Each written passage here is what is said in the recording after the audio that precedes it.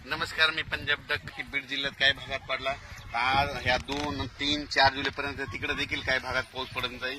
त्याच्यानंतर नगर जिल्ह्यात देखील आज बऱ्याच ठिकाणी पाऊस पडत जाईल. म्हणजे सांगायचं झालं तर पाऊस दररोजच वेगवेगळ्या भागात पडणार आहे. सर्वदूर असं सगळीकडे सारखा पडणार नाही, भाग बदलत पडणार आहे, म्हणून हा अंदाज लक्षात यायचा.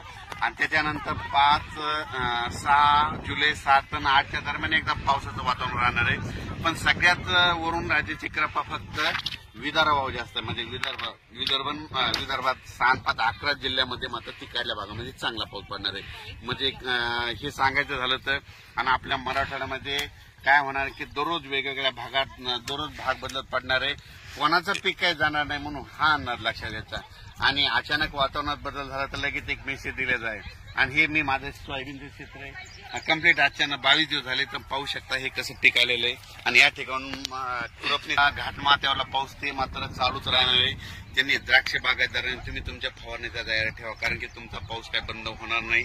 आणि राज्यात मात्र मराठवाड्यातला आणि पूर्व विदर्भ आणि पश्चिम विदर्भ या भागात देखील पाऊस असणारच आहे. म्हणजे 3, 4 जुलैपर्यंत दररोज वेगवेगळ्या भागात पाऊस पडणार आहे. एकदम काही बंद होणार नाही, त्याच्यामुळे काही चिंता करायची गरज नाही.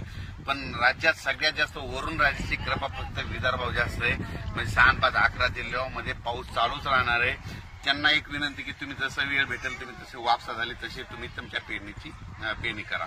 धन्यवाद.